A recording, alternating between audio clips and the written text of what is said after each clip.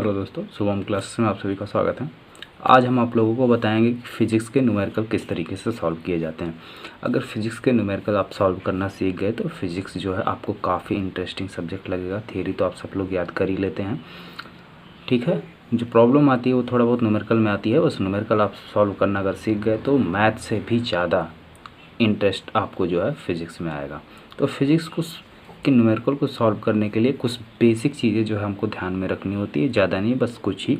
वो का सारे स्टेप मैंने स्टेप टू स्टेप यहाँ पे लिखे हुए हैं। वो सारे स्टेप मैं बता रहा हूँ कि किस तरीके से आपको numerical step to step solve करना है, ठीक है। तो सबसे पहले जो है आप क्या करेंगे कि आप फार्मूला थोड़ा बहुत फार्मूला लर्न करेंगे और वो फार्मूले का कॉन्सेप्ट क्लियर होना चाहिए, ठीक है।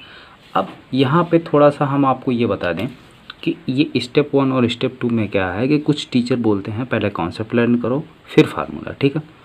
तो पहले मैं ये कह रहा हूँ कि पहले आप फार्मूला याद कीजिए फिर कॉन्सेप्ट। जैसे कि मेरे कहने का मतलब ये है, जिस तरीके से आप कोई भी मूवी देखने जाते हैं तो वहाँ पे क्या होता है कि आप पहले ये पता लगा लेते हैं ना कि कौन से हीरो की है या कौन से हीरोइन की है, तब जाते हैं ना, ठीक है। ठीक उसी तरीके से तो कोई भी क्वेश्चन सॉल्व करना है तो उसके कुछ फार्मूले आपको पता होने चाहिए। फार्मूला पहले आप लर्न कीजिए, फिर आइए कॉन्सेप्ट पर। अगर आप कॉन्सेप्ट अच्छे से फार्मूले का समझ गए, ठीक है, फिर फिज़िक्स में जितने आपको इजी एग्जाम्पल्स दिखते हों, फिज़िक्स के बुक में जितने भी इजी एग्जाम्पल्स हों उनको सॉल्व कीजिए।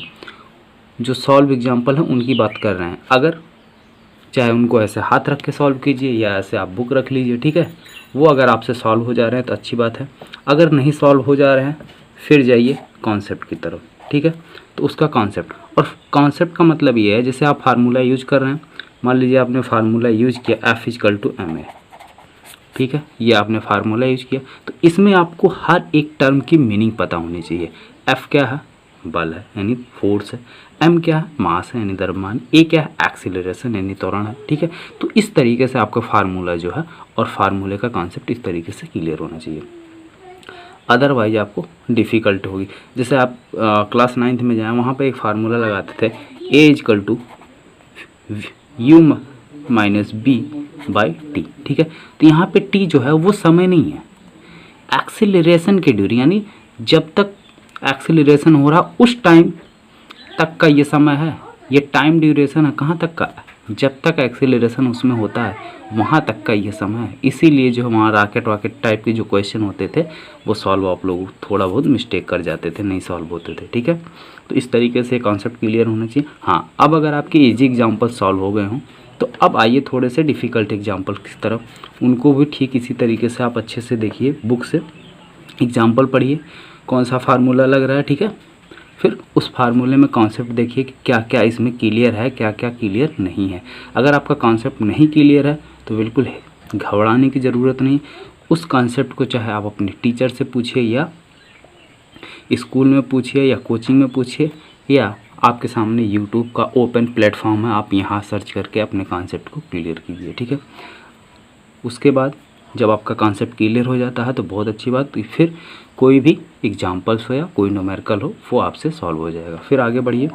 अगर आपसे ये डिफ़िकल्ट एग्जाम्पल भी सॉल्व हो गए हैं, अब आइए न्यूमेरिकल पर, ठीक है। डायरेक्ट न्यूमेरिकल पर नहीं, ये नहीं कि आपने क्वेश्चन पढ़ा, कौन सा फार्मूला लगना है ये आपको पता हो गया, डायरेक्ट कूद पड़े एग्जाम्पल को सॉल्व करने, ठीक है। तो ऐसा करने से जो है गलती बहुत ज़्यादा होती है।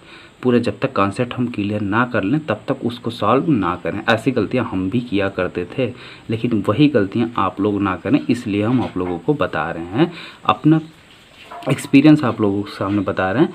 अब हमको जो है फिज़िक्स के न्यूमेरिकल में बहुत ज़्यादा प्रॉब्लम नहीं होती, किसी भी न्यूमेरिकल को हमको डर नहीं लगता। हम भी अभी क्या कोचिंग वगैरह में जब पढ़ाते हैं तो बच्चे हमारे सामने बहुत तरह तरह के क्वेश्चंस जो है फिज़िक्स में लेकर आते हैं, तो हमको फिज़िक्स के न्यूमेरिकल से डर नहीं लगता। हम भी देखते, ये ज़रूरी नहीं कि हमको भी सारे एग्जाम्पल्स आ रहे थे, लेकिन हाँ ले आओ हम कर देते हैं, करना शुरू करते हैं, कॉन्सेप्ट क्लियर रखते हैं, सारे एग्जाम्पल्स लग जाते हैं, सारे न्यूमेरिकल हम सॉल्व हो जाते हैं। तो इसी तरीके से मैं भी आप लोगों के अंदर बस वही कॉन्सेप्ट क्लियर करने की कोशिश कर रहा हूँ। बस कॉन्सेप्ट क्लियर रखिए और थोड़ा बहुत अपने अंदर पॉजिटिव एनर्जी लाइए कि नहीं हम कर लेंगे, ठीक है। ये नहीं कि अरे ये बहुत डिफ़िकल्ट है हम नहीं कर पाएंगे या डर लग रहा है, ऐसा कुछ नहीं है, ठीक है। आप बिल्कुल कॉन्सेप्ट और थोड़ा बहुत मोटिवेशन अपने अंदर ले आइए, कॉन्फिडेंस ले आइए। आगे देखिए, अगर यहाँ तक आपने कर लिया स्टेप 4 तक, स्टेप 5 क्या है, अब आप इजी न्यूमेरिकल्स उठाइए, ठीक है, इजी न्यूमेरिकल्स। इजी न्यूमेरिकल्स, अब आपको लगेगा न्यूमेरिकल में इजी कौन, अपने दोस्तों से फ़ोन करके पूछो कौन कौन से सॉल्व हो गए, कौन कौन से इजी, वो आपको तो बताएंगे यार ये क्वेश्चन काफ़ी इजी है, फटफट हो गया, ठीक है, तो वो सारे आप इजी न्यूमेरिकल सॉल्व कर लीजिए। उसके बाद फिर इजी सॉल्व होने के बाद स्टेप नंबर 6 है डिफ़िकल्ट न्यूमेरिकल। डिफ़िकल्ट न्यूमेरिकल, अब फिर डिफ़िकल्ट क्या, फिर यार दोस्तों से पूछो यार कौन कौन से तुमने सॉल्व किए, अरे यार ये वाला काफ़ी कठिन है, ये वाला मैंने नहीं किया, ये वाला मैंने नहीं किया, जो जो वो लोग नहीं किए उसको तुम सॉल्व करो, ठीक है, उसको फटाफट तुम सॉल्व करो। अगर वो न्यूमेरिकल सॉल्व हो गया तो अच्छी बात है, नहीं सॉल्व हुआ तो पुनः जाओ कहाँ, कॉन्सेप्ट की तरफ, ठीक है, उसके कॉन्सेप्ट को बिल्कुल क्लियर करो और आपको मोर कॉन्सेप्ट मिलेगा और अच्छा आपका कॉन्सेप्ट क्लियर हो जाएगा, ठीक है। फिर जब ये भी आपका सॉल्व हो गया तो इसके बाद आपका कोई भी न्यूमेरिकल, किसी भी टाइप का न्यूमेरिकल हो, आप आसानी से सॉल्व कर लेंगे, यानी आपको सक्सेस मिल जाएगी, ठीक है, आपको सक्सेस न्यूमेरिकल में मिल जाएगी। हाँ, परसों के वीडियो में हमने एक न्यूमेरिकल आप लोगों को दिया था, एक आध दो, बस केवल एक स्टूडेंट ने क्वेश्चन करके हमसे पूछा है कि सर आप न्यूमेरिकल कब बताएंगे, बाकी लोग न्यूमेरिकल नहीं सॉल्व कर रहे हैं। अरे भाई बुक नहीं है तो क्या हुआ, मैंने आपको न्यूमेरिकल दिया हुआ था, क्वेश्चन बाकायदे लिख के दिया था, ठीक है, उसको सॉल्व करने के लिए। खैर चलिए कोई बात नहीं, अगर आपने नहीं किया, देखिए हम उसको सॉल्व कर रहे हैं, किस तरीके से वो न्यूमेरिकल लगेगा, हाँ उसमें कौन सा फार्मूला यूज होगा, उसका कॉन्सेप्ट क्या है, सारी चीज़ें मैं एक डेमो दे के क्लियर कर रहा हूँ, ठीक है, वहाँ आप डेमो देखिए अच्छे से। ये था न्यूमेरिकल, ठीक है, इसमें क्या क्या गिवन है फिर से एक बार पढ़ लेते हैं न्यूमेरिकल को, कि उस वैद्युत क्षेत्र की तीव्रता ज्ञात कीजिए जो कि जल की एक बूंद, यानी तीव्रता निकालनी है ई, तो ई का फार्मूला क्या होता है, ई इजकल टू 1/4πε0 Q/R, ठीक है, या ई इजकल टू एक फार्मूला और होता है F/Q, ठीक है, तो ये दो फार्मूले होते हैं। अब इन दोनों फार्मूले से कौन सा फार्मूला यूज होना है, सारी चीज़ डिस्क्राइब करें। F क्या है, फोर्स है, Q क्या है, चार्ज, ठीक है, E क्या है, वैद्युत क्षेत्र की तीव्रता है, तो सारी चीज़ें क्लियर है। आगे बढ़ते हैं। जिसकी त्रिज्या 10⁻⁻5 सेंटीमीटर है और जिस पर एक इलेक्ट्रॉन का आवेश है, वायु में स्थिर लटक रहा। अब वायु में कोई चीज़ ऐसे स्थिर लटकेगा, ठीक है, अब ये वैद्युत क्षेत्र में रखा हुआ वायु में स्थिर लटक रहा, तो जब स्थिर लटकेगा तो इसका भार जो है, कोई चीज़ लटकता है तो उसका भार mg क्या काम करता है, नीचे की तरफ, इसका भार mg नीचे की ओर कार्य करेगा, ठीक है, और इस पर बूंद पर क्या रखा हुआ, चार्ज है, ठीक है, तो इस बूंद पर एक फोर्स कार्य करेगा। कौन सा फोर्स, इलेक्ट्रिक फील्ड में यानी वैद्युत क्षेत्र में है तो इसकी तरफ वैद्युत बल कार्य करेगा। कितना वैद्युत बल कार्य करेगा, F equal to Q E, कितना कार्य करेगा, F equal to Q E, ये इस पर फोर्स कार्य करेगा, ठीक है, वैद्युत बल कार्य करेगा, और भार नीचे। अब ये स्थिर स्वतंत्रतापूर्वक तभी लटकेगा जब ये दोनों क्या हो जाएंगे, आपस में बराबर होंगे। जैसे कहने का मतलब कोई चीज़ यहाँ बीच में है, एक लोग इसको इधर खींचो, एक लोग इसको इधर खींचो, अगर दोनों लोग बराबर बल लगा रहे हो तब तो ये बीच में तना रह जाएगा, ना इधर जाएगा ना उधर, ठीक है, जिसका भी फोर्स ज़्यादा होगा ये उधर मूव कर जाएगा। तो यहाँ पे बुध पहले ही बोल रहा है कि स्वतंत्रतापूर्वक यानी स्थिर लटक सके, यानी बिना हिलाए डुले लटक सके, और ये तभी होगा जब क्या हो जाएगा, ये इसके बराबर होगा। यही जो है कॉन्सेप्ट था इसका, यहीं से इस न्यूमेरिकल को सॉल्व किया जाएगा, यानी F इजकल टू क्या हो जाएगा, यानी क्यू ई इजकल टू क्या हो जाएगा, mg, ठीक है, तो E इजकल टू क्या हो जाएगा, यहाँ से हमको E ही निकालना है, E इजकल टू क्या हो जाएगा, mg/q, ठीक है, mg/q ये हो जाएगा। अब क्या क्या इसमें पता है क्या नहीं पता, जी आपको दिया हुआ है, क्यू भी आपको दिया हुआ है, चार्ज एक इलेक्ट्रॉन है तो एक इलेक्ट्रॉन पर आवेश, यही है क्यू की वैल्यू, ठीक है, क्यू दे दिया गया है, जी दे दिया, एम नहीं पता है, ठीक है, तो एम नहीं पता लेकिन घनत्व तो पता है, और बूंद की त्रिज्या, और बूंद कैसी होती है, गोलाकार, ठीक है, बूंद क्या होती है, गोलाकार होती है, तो और उस बूंद का घनत्व दे दिया गया, क्या घनत्व मीटर में है, त्रिज्या सेंटीमीटर में है, तो त्रिज्या को भी क्या करो, सेंटीमीटर में बदल लो, सेंटीमीटर को 100 से भाग कर दो, ठीक है, तो ये जो क्या हो जाएगा, मीटर में बदल जाएगा, यानी 10 घात माइनस 7 मीटर। ये आपकी त्रिज्या हो गई। अब यहाँ से द्रव्यमान इक्वल टू क्या होता है, आयतन गुणे घनत्व। m इक्वल टू क्या होता है, आयतन यानी बूंद का आयतन। तो गोले का आयतन कितना होता है, 4/3 पाई आर क्यूब। ठीक है, m इक्वल टू क्या हो गया, द्रव्यमान m equal to v into rho. ठीक है, v कितना होगा, 4/3 pi r cube, 4/3 pi r cube into rho. ठीक है, द्रव्यमान मिल गया, वैल्यू रख दो उठा के उसमें। तो E इक्वल टू क्या था हमारा formula, mg by Q. m की वैल्यू रखो, m की जगह क्या, 4/3 पाई आर क्यूब इंटू रो। घनत्व कितना दिया हुआ, 10 घात 3 किलोग्राम पर मीटर, केजी पर मीटर। ठीक है, और g की भी वैल्यू नीचे q है, q की वैल्यू कितनी है, 1.6 इंटू 10 की पावर माइनस 19। इसमें एक चीज़ और, ये तो हमने वैल्यू किसकी रखी है, m की। अभी g भी है, तो g की वैल्यू कितना दिया है, 10। ठीक है, ये सारी वैल्यू रख ली गई है। अब इसी को सॉल्व कर लेना है, जो सॉल्व करने के बाद आएगा वही हमारा क्या होगा, आंसर होगा। तो देखिए कैसे कैलकुलेट करते हैं इसको। अब यहाँ पे एक एक वैल्यू उठा के रखो, 4/3 पाई की वैल्यू 3.14 गुणे आर की वैल्यू 10 घात माइनस 7 मीटर है और पावर 3 है, तो यानी 10 घात माइनस 7 गुणे 10 घात माइनस 7 गुणे 10 घात माइनस 7 3 बार।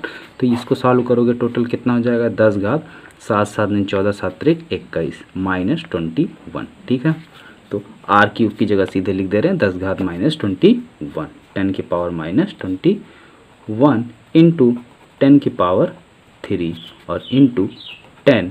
ठीक है, डिवाइडेड बाई 10 की पावर 1.6 इंटू 10 की पावर माइनस 19। ठीक है, आप देखो 21 प्लस में माइनस में और 3 प्लस में, तो माइनस 21 प्लस 3 कितना हो जाएगा, माइनस 18। ऊपर कितना आ गया, माइनस 18। और ये नीचे भी 10 की पावर माइनस कितना है, 19 है, ऊपर जाएगा पॉजिटिव हो जाएगा। ठीक है, तो ये इसको मैं ऊपर भेज देता हूँ। तो 4/3 गुणे 3.14 गुणे 10 घात, अब कितना हो जाएगा, माइनस 18 गुणे 10 है, और ये 10 ऊपर जाएगा तो 10 घात प्लस 19 ये हो गया, और नीचे 1.6। ठीक है, पहले क्या करते हैं, 4 से इसमें मल्टीप्लाई कर लेते हैं। तो 4 से मल्टीप्लाई करेंगे कितना आएगा, 14 चौका 56 और 4 तिहाई 12, यानी 12.56/3 और ये नीचे और है 1.6 और है, इसको भी लिख लिया गया इंटू। अब ये देखो 10 की पावर 1 पॉजिटिव में और ये 19, ये और ये मिलकर कितने हो गए, 10 की पावर 20 और 10 की पावर प्लस में है 20 माइनस में है 18, कितना है 10 की पावर 2। ठीक है, इंटू 10 की पावर 2 ये हो गया। 3 से इसमें भाग करेंगे कितना आएगा, एक अंक के बाद ये भी है, एक अंक यहाँ तक का भी कर लेते हैं। ये क्या है, सेकंड नंबर देखो 5 से ज़्यादा है तो आगे हम एक जोड़ देते थे, यानी 12.6 हो गया बटे 3 गुणे 1.6। ठीक है, इससे इसको भाग कर इंटू 10 की पावर 2 का मतलब हो गया 100। अब इससे भाग करो, दशमलव यहाँ हट गया, यहाँ हट गया। ठीक है, इसको इससे भाग देंगे, 3 चौक 12 और 3 दूनी 6, 42 और गुणे 100, 4200 बटे में 16 आया कितना, 4200 बटे में 16। अब 4200 को 16 से क्या करना है, भाग कर देना है, कितना आएगा 4200 भागे 16, 16 दूनी 32, 0 1 1 0 हो रहा है, 100 हो गया, 16 छक्का 96। ठीक है, 16 छक्का 96, क्लियर। कितना है 4 1 0, कितनी बार जाएगा, 16 का 16, 16 दूनी 32, 2 बार जाएगा, 32 कट गया, 8 आया, दशमलव लगाया, कितना आ गया 0, 16 पंचे 80। पूरा पूरा कट गया। ठीक है, आंसर हमको कितना मिला 262.5। वैल्यू क्या होगी, वैद्युत क्षेत्र की तीव्रता, और तीव्रता का मात्रक होता है न्यूटन पर कूलम। तो वैद्युत क्षेत्र की तीव्रता इतनी आपकी आंसर आई। आंसर में मैंने लिखा था कितना 262। ठीक है, तो बुक में आंसर इतना ही था। फिलहाल जिसने भी सॉल्व किया था यही उसकी वैल्यू आई होगी। ओके, तो इस तरीके से क्वेश्चन आपको सॉल्व करने हैं। मिलते हैं नेक्स्ट वीडियो में सिलेबस का अगला वीडियो लेकर।